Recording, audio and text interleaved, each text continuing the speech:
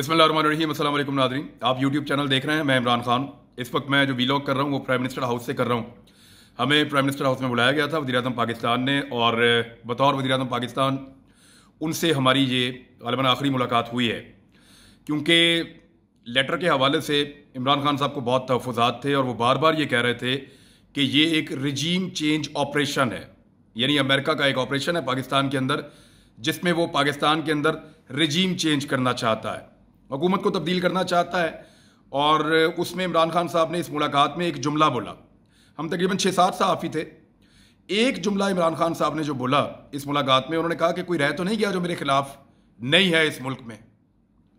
यानी जहां उन्होंने ये क्लेम किया कि पब्लिक मेरे साथ खड़ी है, अवाम मेरे साथ निकलेगी, मैं जद्दोजहद करूंगा, मैं इनका मुकाबला करूंगा, मैं इनकी हुकूमत को तब्दील नहीं करूंगा, क्योंकि ये साम्राज्य की हुकूमत है।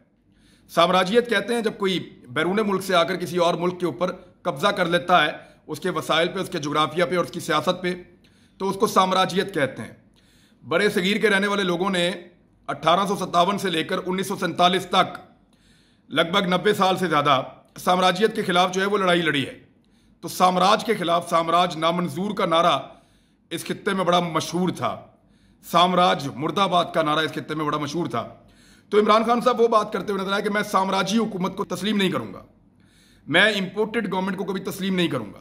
इस्तीफे देने का मतलब, हार मान जाने का मतलब, मुकाबला ना करने का मतलब यह है कि मैंने अमरीकी मिशन के सामने हथियार डाल दिए हैं और मैं हार मान गया हूं। उन्होंने ये कहा कि स्पेशल कैबिनेट मीटिंग के अंदर उन्होंने ये तय किया है कि जो क्लासिफाइड डॉक्यूमेंट है उसको पार्शली डी क्लासीफाई किया जाएगा और वो दिखाएंगे लोगों को। उसके बाद उन्होंने उस लेटर को कुछ जगह पे भिजवाया है।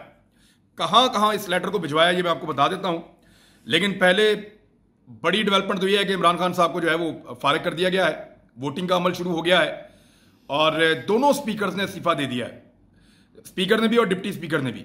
स्पीकर और डिप्टी स्पीकर ने इस्तीफा क्यों दिया वो भी मैं आपको बता देता हूं। उन दोनों ने कहा कि उनकी गैरत इस बात को गवारा नहीं करती कि पाकिस्तान में एक बैरूनी साजिश हो रही हो और वो उसका हिस्सा बने और उसके ऊपर वोटिंग करवाएं, तो वो इस प्रोसेस से अपने आप को बाहर निकालना चाहते हैं। स्पीकर और डिप्टी स्पीकर दोनों ने यह कहकर इस्तीफा दे दिया। वजह क्या है कि उनको वो लेटर दिखाया गया था। ये जो लेटर कैबिनेट की स्पेशल मीटिंग ने फैसला किया कि इसको डी क्लासीफाई किया जाए चंद अहम और जिम्मेदार लोगों के लिए, तो अब वो जो लेटर है वो बाकायदा स्पीकर को और डिप्टी स्पीकर को भेजा गया है। उन्होंने इस लेटर को पढ़ने के बाद वो इस नतीजे पर पहुंचे कि ये मुल्क के खिलाफ एक साजिश है, साम्राज्य की साजिश है और वो यहां पे अपने पंजे गाड़ रहा है, लिहाजा हम इस साजिश का हिस्सा नहीं बनना चाहते। उन दोनों ने इस्तीफा दे दिया और उन्होंने दावत भी दी थी कि जो इसको देखना चाहे वो हमारे चैम्बर में इसको देख सकता है। साथ ही साथ चीफ जस्टिस ऑफ पाकिस्तान को भी ये लेटर भिजवा दिया गया है, सदर पाकिस्तान को भी ऑफिशियली ये लेटर भिजवा दिया गया है। आर्मी चीफ और DGISI के पास ये लेटर जो है वो पहले से ही मौजूद है। इमरान खान साहब ने कहा कि अब मैं मुकाबला करूंगा, सड़कों पे आऊंगा। मैंने पनामा में इनका मुकाबला किया और सड़कों पे किया था, वरना पनामा तो किस्सा पारीना हो गया था, खत्म हो गया था। तो अब फिर मुकाबला करूंगा। अब कल से आप देखेंगे पाकिस्तान तहरीके इंसाफ दमादम मस्त कलंदर करेगी। उन्होंने कहा कि मुझे जेल में डाल दें, मुझे मार दें, मुझे किसी बात की फिक्र नहीं है। ये इमरान खान साहब ने कहा कि जेल में डाल दें, बेशक मार दें, मुझे किसी बात की फिक्र नहीं है। मेरा एक अल्लाह ताला ने टाइम लिखा हुआ है मौत का और वो आगे पीछे नहीं हो सकता। तो इस वजह से कि मैं मौत से डर जाऊं और मैं बाहर ना निकलूं और मैं कोई बात ना करूं या गिरफ्तारी से डर जाऊं, ये नहीं हो सकता। मैं मुकाबला करूंगा और जो भी इस वक्त स्टैंड लेगा साम्राज्यियत के खिलाफ या साम्राज्य के खिलाफ, जो भी इस वक्त स्टैंड लेगा वो मुल्क की खिदमत करेगा, इसलिए कि आइंदा कोई भी हुक्मरान किसी भी बैरूनी आका के खिलाफ खड़े होने की जरूरत नहीं करेगा अगर मेरी हुकूमत को इस तरह से थ्रो कर दिया गया तो। लिहाजा इसके खिलाफ पूरी कौम को खड़ा होना पड़ेगा।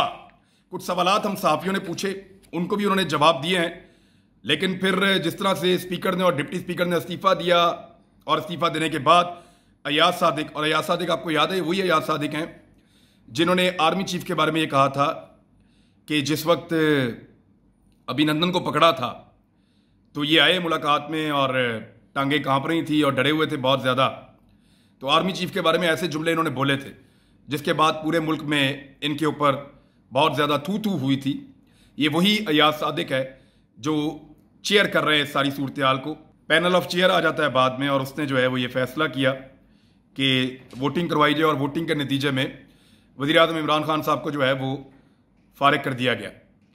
अब इमरान खान साहब जो है वो वज़ीर आज़म हाउस से बनीगाला रवाना हो गए। हमने उनसे पूछा कि आपका सामान, तो उन्होंने कहा जी मैं एक डायरी लेकर आता हूँ, सिर्फ मेरे साथ सिर्फ मेरी एक डायरी आती है या मेरा ज़ाती थोड़ा सा सामान है जो गाड़ी में ही होता है और उसी के साथ मैं वापस चला जाता हूँ। मैंने प्राइम मिनिस्टर हाउस में कोई ना घर बनाया, ना कोई चीज़ें रखी, ना कुछ और रखा।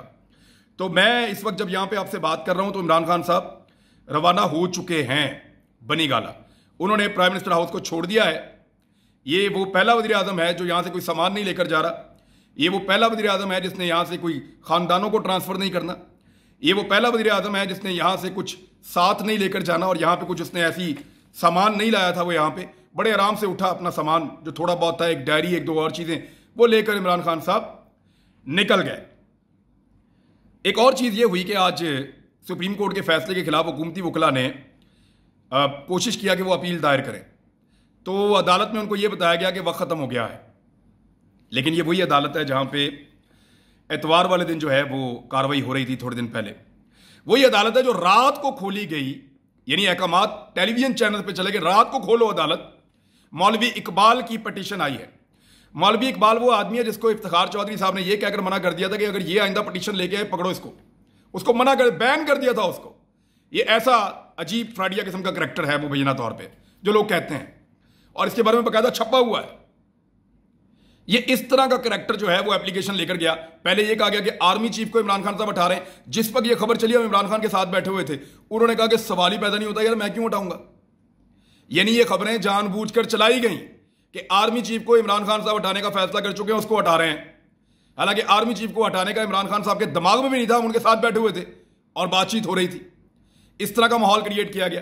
फिर इसके ऊपर एप्लीकेशन दी गई, फिर उस एप्लीकेशन के जरिए से रात के वक्त अदालत लगाई गई और वो अदालत रात को एक अननोन आदमी की एप्लीकेशन के ऊपर लग जाती है, जो अदालत हुकूमती दरखास्त को दिन के वक्त ये कहकर नहीं सुनती कि अदालत का वक्त खत्म हो गया है।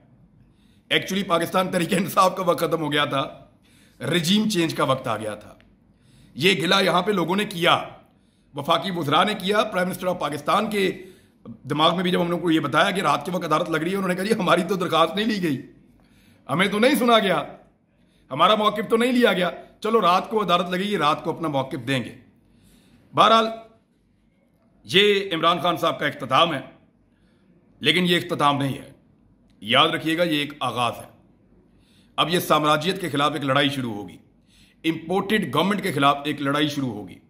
हम किताबों में ये चीज़ें पढ़ते हैं और जो बहुत बूढ़े बुजुर्ग लोग थे वो बताते थे कि जब पाकिस्तान बन रहा था ना, जब हमने आज़ादी हासिल कर दी थी, तो हर आदमी चाहे उसका ताल्लुक किसी भी शोबाए ज़िंदगी से था, वो खड़ा था। तब कोई अपने आप को न्यूट्रल नहीं कह रहा था, न्यूट्रल रख भी नहीं रहा था। तो सारे लोग आज़ादी के साथ खड़े थे, सारे लोग साम्राज्यत के खिलाफ खड़े थे। तो अब वो वक्त आ गया है, आज के दिन यानी अब एतवार शुरू हो गया है, तो एतवार वाले दिन इमरान खान साहब ने पहली एहतजाज की कॉल दी है। देखते हैं कि पूरे पाकिस्तान में किस किस्म की एहतजाज की कॉल के ऊपर रिस्पॉन्ड आता है। हमें सहाफ़ियों को यह कहा गया था कि हमें ये ख़त भी दिखाया जाएगा, कुछ जिम्मेदार सहाफ़ियों को बुलाया गया था, लेकिन अब क्योंकि उनके पास ये इख्तियारात नहीं रहे तो अब ये ख़त नहीं होगा। लेकिन जहाँ जहाँ ये ख़त पहुँचाना था, जिम्मेदारों को दिखाना था, वहाँ तक इमरान खान साहब ने पहुँचा दिया है।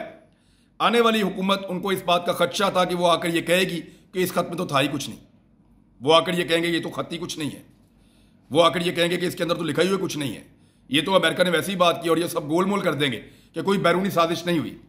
लेकिन अब पाकिस्तानियों को मेरे ख्याल में बेवकूफ़ नहीं बनाया जा सकता। यही बात इमरान खान साहब ने की है। अमेरिका का रजीम चेंज का ऑपरेशन था और वो सक्सेसफुल हुए हैं, लेकिन पाकिस्तानियों के लिए एक अच्छी बात यह है कि जितनी आसानी से अमेरिकन ने श्रीलंका में रजीम चेंज किया या बाकी जगहों पे करता है, यहाँ पे जो वज़ीर आज़म है वो डट गए, उन्होंने मुकाबला किया और मुश्किल पैदा की है।